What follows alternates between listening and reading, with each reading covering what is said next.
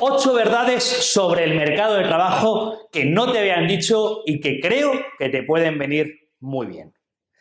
Primera verdad, el mercado de trabajo es un mercado.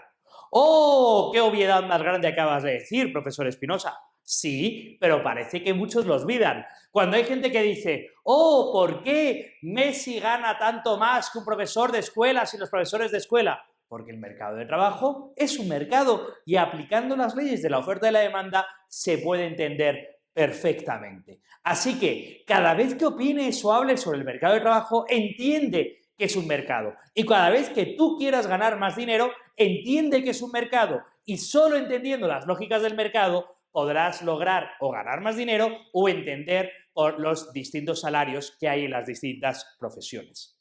Segundo, el mercado de trabajo es un mercado, pero no de trabajo. Es un mercado de producción. Es muy común pensar que a ti te pagan por trabajar. Esto es, a ti te pagan por hacer como que haces, o a ti te pagan por estar en la oficina, o a ti te pagan por ir a trabajar. No, el mercado de trabajo es un mercado de producción y a ti te pagan por producir. Y cuanto más produzcas de aquello que le interesa a la empresa, más salario recibirás. Por tanto, tú terminarás recibiendo el salario en función de cuánto produzcas y tienes que pensar en la producción, no en el tiempo o en el esfuerzo que a ti te lleve trabajar. Es cierto que en muchos casos un mayor esfuerzo en el trabajo te va a llevar a mejores resultados, pero si consigues mejores resultados con mínimo esfuerzo, podrás cobrar todavía más, porque aquí lo que importa en el mercado de trabajo es la producción. Tercero, tu salario es un precio, es el precio de la venta o el alquiler de tu trabajo. Y como tu salario es un precio, tienes que entender por qué se te paga. Tu salario va a ser la productividad marginal que aportes descontada a valor presente. Eso que suena un poco raro, pero al final del camino tú terminarás cobrando la productividad marginal, es decir, el poquito más de productividad que aportes a la empresa en esa estructura productiva, descontada a valor presente. Por tanto, cuanto más productivo seas, más salario cobrarás. Varias verdades al respecto de esto.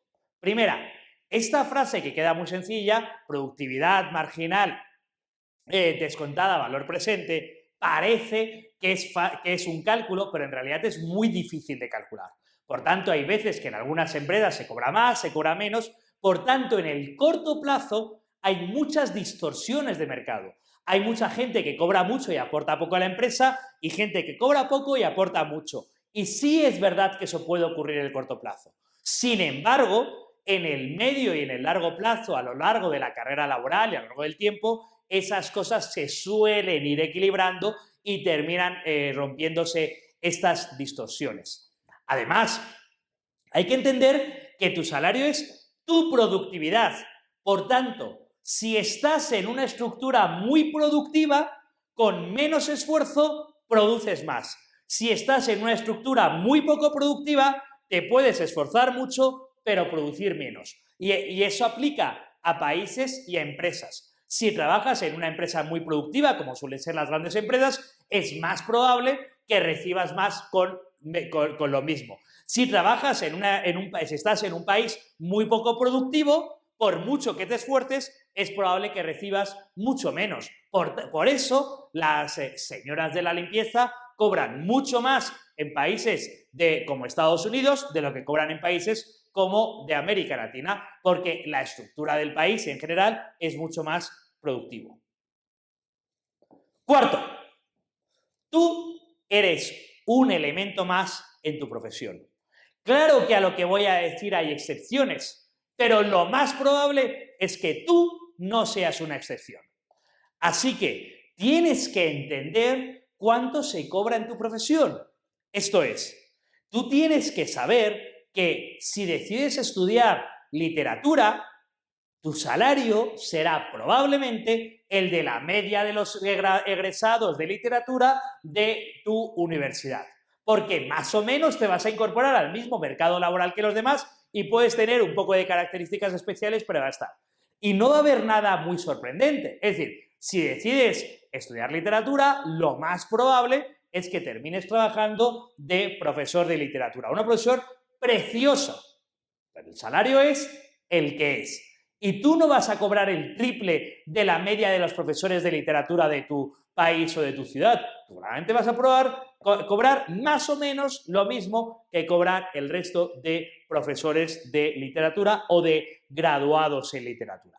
Por tanto, sé muy consciente de en qué mercado te estás moviendo, porque tú vas a ser un elemento más de ese mercado. Y si no te gusta el salario en ese mercado o no te gusta lo que recibes en ese mercado, entonces lo mejor que puedes hacer es cambiarte de mercado. Ahora, si el mercado te gusta mucho, tendrás que conformarte con las condiciones, pero no creas que tú lo vas a transformar todo de manera radical. 5. Si el mercado de trabajo es un mercado y tú eres la oferta del trabajo, repito, tú en el mercado de trabajo, que es un mercado, tú eres la oferta de horas de trabajo y la demanda de trabajo son las empresas. Si tú eres la oferta de trabajo, lo que tienes que hacer es procurar ofertar algo que el resto de la gente quiera. Es decir, lo más justo en el mundo es que si tú les pides a los demás que te den dinero, tendrás que darles algo a cambio. Por tanto, lo que tú te tienes que plantear es, ¿hay demanda para lo que yo ofrezco? Es decir, lo que tú te tienes que plantear es, ¿qué puedo hacer yo útil por los demás para que los demás me paguen a mí? Por desgracia, las nuevas generaciones están creciendo en un mundo de personas falsas y cursis que han leído muchos libros de autoayuda y que dicen cosas como tú tienes que esforzarte en lograr lo que tú quieras, tú tienes que esforzarte cuando un hombre busca un objetivo, el resto del mundo le apoya. Mentira, mentira. ¿Apoyas tú a lo que hacen los demás? Lo que tú te tienes que preguntar es ¿qué puedo ofrecer yo que el resto del mundo demande? Es decir, no ¿qué puedo hacer, qué me gusta hacer a mí? Porque a nadie le importa lo que a ti te gusta hacer, o peor, nadie te va a pagar por hacer lo que a ti te dé la gana. Es decir, si tú dices que a ti te gusta escribir poemas, me parece maravilloso. ¿Hay demanda de poetas en esta sociedad? No.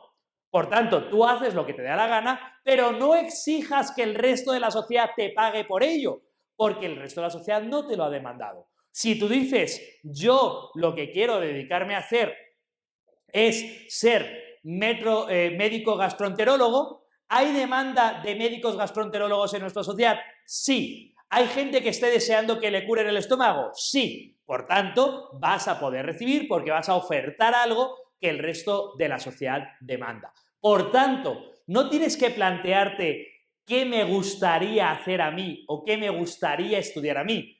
Tienes que plantearte qué puedo hacer yo que sea útil por los demás. Y en ese caso les podrás cobrar porque te querrán pagar y será una relación legítima y voluntaria. Por tanto, tienes que entender en el mercado en el que estás. Y una vez que entiendes este mercado, 6. Tú eres la oferta de trabajo. ¿Cómo puedes lograr cobrar un mayor salario? Pues reduciendo tu competencia, reduciendo la otra oferta. Es decir, ¿por qué cobra muchísimo más el rector de una universidad que la señora de la limpieza? No porque el rector trabaje más, sea más... No, no, no. Es bastante sencillo. ¿A cuánta competencia se enfrenta la señora de la limpieza? ¿Cuántas personas podrían aprender a limpiar la universidad o a limpiar esa área de la universidad? Pues básicamente no es el 100% de la población que puede trabajar, pero el 95% sí podría aprender en un día o en 2 días y podría ponerse a trabajar.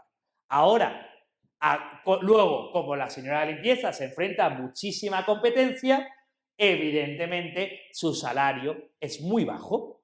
¿A cuánta competencia se enfrenta el rector? ¿Cuánta gente tiene la experiencia, el conocimiento académico, el conocimiento de gestión, el número de artículos publicados, el doctorado, el número de años de experiencia que se requiere para ser rector? Poquísimas personas. Por tanto, el salario, las personas con las que compite para ese trabajo son poquísimas. Por tanto, el salario que se les paga es muy superior. En general, esto tú ya lo entiendes muy bien. ¿Por qué estudias tú una carrera universitaria? Porque cuando termines tu carrera universitaria, tú ya no competirás con toda la oferta de trabajo de todas las profesiones sin formación o sin especialidad, como por ejemplo el señor conductor o la señora de la limpieza. Cuando tú termines una carrera universitaria, tú ya compites solo con aquellos que están en el mercado del derecho, por ejemplo. Y todavía más, como quieres ganar algo más de dinero, te puedes especializar en una maestría. No, mira, yo soy especialista en derecho marítimo, que es algo muy bonito, y me especializo en una maestría. ¿Con cuántos compito con el derecho marítimo? Con muchos menos. Por tanto, puedo ganar más salario. Ojo, especializarte hasta un límite. Porque si llega un momento en que tú estudias un doctorado en Derecho Marítimo Romano, pues eso no le importa a nadie. No hay demanda para el derecho marítimo romano. Nadie o prácticamente nadie te va a querer pagar por tus conocimientos de derecho marítimo romano. Por tanto, te has especializado demasiado. En realidad, la mayor parte de las tesis doctorales son gente que se especializa demasiado. Son los grandes especialistas en su tema, básicamente porque a nadie más le importa ese tema. Por tanto, el mercado no te va a pagar por ello. Seguimos. Si ya hemos dicho que el mercado de trabajo dependerá de la oferta, también te podrán pagar más si aumentas la demanda. ¿Qué quiere decir que aumentes la demanda? Que hagas algo productivo por los demás. Cuanto aquello que hagas sea más demandado, más querido, más deseado, más anhelado, más apreciado por la sociedad en la que estás, mayor salario recibirás. Por tanto, búscate o especialízate en hacer algo que el resto de la sociedad valore. No lo que tú quieras hacer, sino lo que el resto de la sociedad valora. Por tanto, necesitarás hacer algo que creas que es útil para los demás. No, la sociedad no está valorando o demandando que haya más personas que duerman la siesta. No hay demanda de eso. Aunque a ti te guste mucho dormir la siesta, la demanda de verte dormir la siesta es cero. Por tanto, si haces lo que te gusta, te pagarán cero. La sociedad sí demanda personas que puedan saber hacer cosas útiles, puedan saber hacer edición de vídeo, de fotografía, puedan saber hacer comida, puedan saber hacer herramientas. Todo eso podrá tener un mayor salario. Y por último, la carrera laboral es una carrera de largo plazo. Las decisiones laborales que vas a tomar serán decisiones de largo plazo. Por tanto, si tú tienes que pensar en el mercado de trabajo como un mercado de largo plazo. No importa lo que decidas en este momento, importa lo que te llevará lo que estás haciendo en este momento a largo plazo. Creo que solo habiendo escuchado estos consejos, que si los aplicas te permitirán ganar más dinero en tu vida laboral, creo que solo con eso se justifica haber visto el curso entero.